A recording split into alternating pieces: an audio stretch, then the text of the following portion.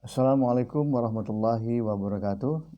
Baiklah, saudara-saudara mahasiswa, pada hari ini kita akan belajar tentang kode etik profesi hukum. Tapi pada hari ini kita sama-sama belajar tentang kode etik profesi jaksa, supaya kita sama-sama memahami tentang kode etik profesi jaksa.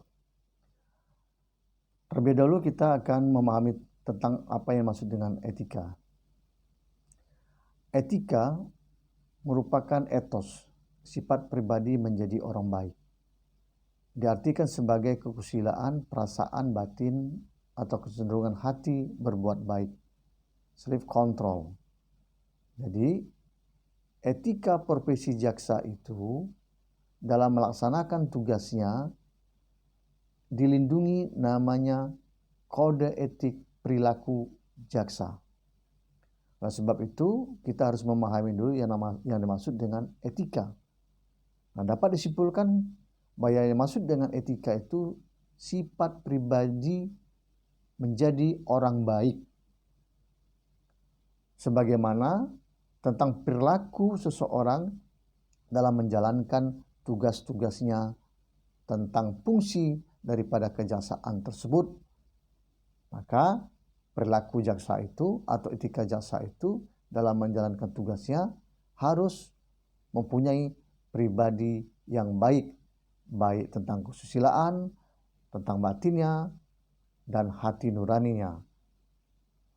Saudara-saudara sekalian, untuk lebih memahami, terlebih dahulu kita memahami tentang apa arti jaksa dan penuntut umum berdasarkan pasal 1 Undang-Undang Nomor 16 Tahun 2004. Jaksa adalah pejabat fungsional yang diberikan wewenang oleh undang-undang untuk bertindak sebagai penuntut umum dan pelaksanaan putusan pengadilan serta wewenang lain berdasarkan undang-undang. Penuntut umum adalah jaksa yang diberikan wewenang oleh undang-undang untuk melakukan penuntutan atau pelaksanaan keputusan hakim. Jadi dapat kita bedakan, jaksa itu belum tentu namanya penuntut umum. Tapi kalau penuntut umum itu adalah pasti jaksa. Kemudian seorang jaksa ketika dia sudah akan menjalankan tugasnya, atau jaksa akan melaksanakan tugasnya, tentunya ada namanya sumpah jabatan. Sumpah jabatan jaksa ini, saudara-saudara sekalian, tertera pada pasal 10 ayat 2 Undang-Undang Nomor 16 Tahun 2004 tentang Kejaksaan Republik Indonesia. Nah, di dalam korp kejaksaan itu ada namanya doktrin Trikarma Adiaksa. Dapat kita jelaskan, doktrin Tridharma Adiaksa itu ada namanya catur aksana. Catur aksana ini 4 landasan yang mendasari eksistensi peranan wewenang dan tindakan kejaksaan dalam mengembangkan tugas baik di bidang non-yudisial, yudikatif, atau eksekutif. Ada namanya triatmaka. Triatmaka ini ciri yang merupakan sifat hakiki dari kejaksaan yang membedakannya dengan alat negara lain. Tri Karma Adiaksa, landasan jiwa dari setiap warga adiaksa dalam meraih cita-cita luhurnya terpatri dalam cita-cita luhurnya terpatri dalam Trapsila. Kemudian ada namanya catur aksana. Catur aksana ini diartikan adanya landasan ideal. Landasan idealnya Pancasila.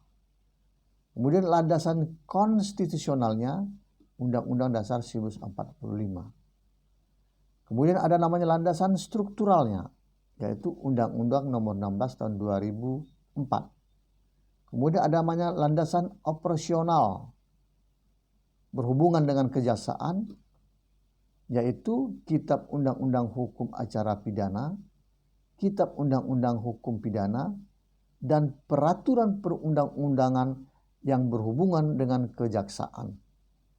Catur aksana ini merupakan prinsip dalam menjalankan tugasnya. Dalam setiap menjalankan tugasnya ada landasan ideal Pancasila, ada landasan konstitusional Undang-Undang 45, landasan struktural Undang-Undang Nomor 16 tahun 2004, dan landasan operasional berhubungan operasionalnya yaitu Kitab Undang-Undang Hukum Acara Pidana, Kitab Undang-Undang Hukum Pidana, peraturan perundang-undangan yang berhubungan dengan kejaksaan. Ada namanya triatmaka. Triatmaka diartikan tunggal lembaga negara yang mewakili pemerintah dalam urusan pengadilan, dan setiap tindakan jaksa dianggap sebagai tindakan seluruh korup. Mandiri diartikan lepas dari Departemen Kehakiman dan memiliki kewenangan istimewa sebagai penegak hukum yang mewakili pemerintah dalam bidang yudikatif. Mumpuni, kejaksaan memiliki tugas luas melingkupi yudisial non-yudisial dengan kewenangan yang cukup melingkupinya. Trikarma Adiaksa. Satya, kesetiaan bersumber pada rasa jujur terhadap Tuhan Yang Maha Esa, diri sendiri, keluarga maupun sesama manusia. Adhi, kesempurnaan dalam bertugas dan berurusan. Kesempurnaan dalam bertugas dan berunsur utama pada rasa tanggung jawab terhadap Tuhan Yang Maha Esa, keluarga, dan sesama manusia. Wicaksana, bijaksana dalam tutur kata dan tingkah laku, khususnya dalam penerapan kekuasaan dan kewenangannya. Inilah yang dimaksud dengan Trikarma Adiyaksa. Kemudian, tugas dan wewenang jaksa pada pasal 30 ayat 1 sampai ayat 3 Undang-Undang Nomor 16 tahun 2004 merupakan yang pertama adalah tugas sebagai penegak hukum, yaitu dalam hukum pidana. Yang kedua, sebagai penegak hukum dari hukum perdata dan tata usaha negara. Dan yang ketiga, sebagai pengayom masyarakat, yaitu ketertiban dan ketentraman rakyat. Kemudian, saudara-saudara sekalian, di bidang pidana, jaksa melakukan penuntutan, melaksanakan penetapan hakim dan putusan pengadilan, melakukan pengawasan terhadap pelaksanaan putusan pidana bersyarat, pengawasan dan lepas bersyarat, melakukan penyidikan terhadap tindak pidana tertentu berdasarkan undang-undang, melengkapi berkas perkara tertentu, dan untuk itu dapat melakukan pemeriksaan tambahan sebelum dilimpahkan ke pengadilan. Bidang perdata dan tata usaha negara dengan kuasa khusus dapat bertindak baik di dalam maupun luar pengadilan untuk atas nama negara dan pemerintah. Artinya di bidang perdata dan tata usaha negara ini jaksa bisa menjadi pengacara negara. Kalau dalam pidana, dalam hukum pidana, jaksa sebagai penuntut umum. Ya, diulangin bahwa kalau di bidang perdata dan tata usaha negara, jaksa ini bisa menjadi pengacara negara. Tapi kalau di bidang pidana, jaksa sebagai penuntut umum. Yang ketiga, ketertiban dan keteraman umum.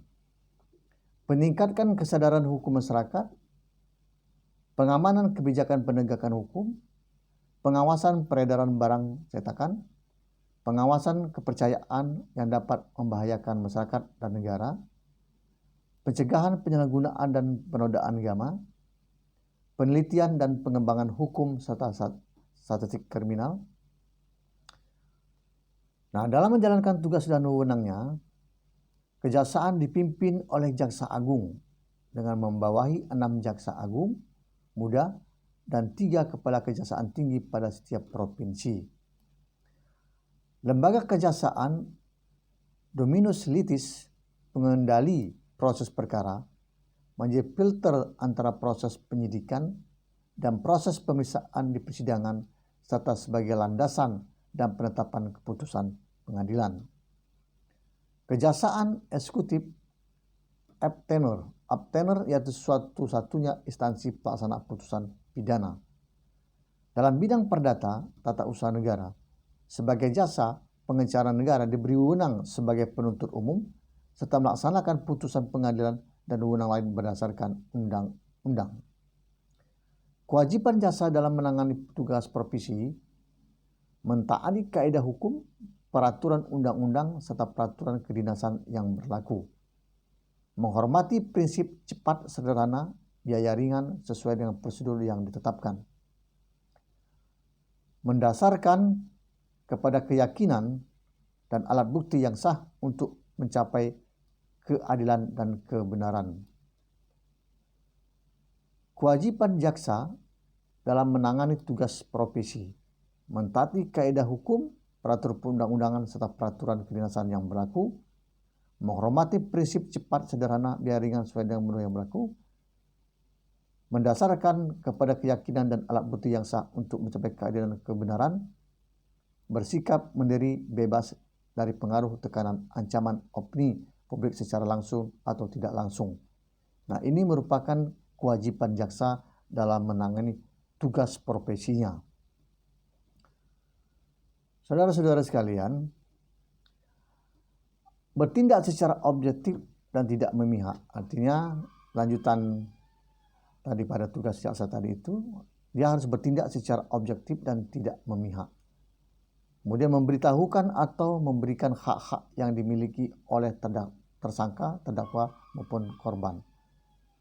Membangun dan memelihara hubungan fungsional antara aparat penegak hukum. Ya, penegak hukum. Ini salah ketik, ini salah. Diulangi. Membangun dan memelihara hubungan fungsional antara aparat penegak hukum dalam mewujudkan sistem peradilan pidana terpadu. Mengundurkan diri dari penanganan perkara yang mempunyai kepentingan pribadi atau keluarga, mempunyai hubungan pekerjaan partai atau finansial, atau mempunyai nilai ekonomis serta langsung maupun tidak langsung. Kemudian, bertindak secara objektif dan tidak memihak, memberitahukan atau memperbaiki hak-hak yang dimiliki oleh tersangka, terdakwa maupun korban. Membangun dan memelihara hubungan fungsional antara aparat penegak hukum dalam mewujudkan sistem peradilan pidana terpadu. Mengundurkan diri dari penanganan perkara yang mempunyai kepentingan pribadi dan keluarga, mempunyai hubungan pekerjaan partai atau finansial, atau mempunyai nilai ekonomis secara langsung maupun tidak langsung, menyimpan dan memegang rahasia sesuatu yang harus dirahasiakan. Menghormati kebebasan dan perbedaan pendapat sepanjang tidak melanggar ketentuan perundang-undangan. Menghormati dan melindungi hak asasi manusia dan hak kebebasan sebagaimana yang tertera dalam peraturan perundang-undangan dan instrumen hak asasi manusia yang diterima secara universal. Menanggapi kritik dan arif dan bijaksana, bertanggung jawab secara internal dan berjenjang sesuai dengan prosedur yang ditetapkan, bertanggung jawab secara eksternal kepada publik sesuai kebijakan pemerintah dan aspirasi masyarakat tentang keadilan dan kebenaran. Kemudian selain daripada itu ada namanya larangan jaksa. Larangan jaksa ini menggunakan jabatan atau kekuasaan untuk kepentingan pribadi atau pihak lain merekayasa fakta-fakta hukum dalam menangani perkara, menggunakan kapasitas otoritasnya untuk melakukan pendekatan secara fisik maupun psikis, meminta hadiah atau menerima keuntungan serta melarang keluarganya meminta hadiah atau menerima keuntungan yang sehubungan dengan jabatannya, menangani perkara yang mempunyai kepentingan pribadi atau keluarga, hubungan pekerjaan partai atau finansial, atau mempunyai nilai ekonomis langsung maupun tidak langsung. Bertindak diskriminatif dalam bentuk apapun. Membentuk opini publik yang dapat meragukan kepentingan penegak hukum, memberikan keterangan kepada pihak publik kecuali terbatas pada hal teknis perkara yang ditangani. Nah, kemudian selain larang-larang tadi itu, maka Jaksa Agung juga ada namanya Jaksa Agung Muda Bidang Pengawasan. Nah, Jaksa Agung Muda Bidang Pengawasan ini unsur pembantu pimpinan dalam melaksanakan tugas dan wewenang kejaksaan di bidang pengawasan dan bertanggung jawab kepada Jaksa Agung. Tugas dan wewenang Jaksa Agung Muda di bidang pengawasan adalah melaksanakan tugas di bidang pengawasan meliputi perencanaan, pelaksanaan, pengendalian pelaksanaan pengawasan atas kinerja dan keuangan intern kejaksaan serta pelaksanaan pengawasan untuk tujuan tertentu atas penugasan Jaksa Agung sesuai dengan ketentuan perundang-undangan. Tindakan administratif terhadap pelanggaran kode etik. Yang pertama, bebas dari tugas jaksa 3-12 bulan dan mengalihkan tugasnya kepada satuan kerja yang paling singkat 1 tahun, paling lama 2 tahun, berdasarkan Peraturan Jaksa Agung Nomor Peraturan 014/A/J/11/12 tentang Kode Perilaku Jaksa. Saudara-saudara mahasiswa, mungkin itu yang dapat Bapak sampaikan dalam kuliah Kode Etik Profesi Hukum ini, khususnya materi Kode Perilaku Kejaksaan. Untuk lebih lanjut, saudara-saudara mahasiswa, silakan mahasiswa mempelajari dasar hukum Peraturan Jaksa Agung nomor 014/A/JA/11/2012 tentang Kode Perilaku Jaksa. Nanti Bapak kirim melalui PDF. Demikian yang Bapak sampaikan. Saya ucapkan terima kasih. Wabillahi taufiq wal hidayah. Wassalamualaikum warahmatullahi wabarakatuh.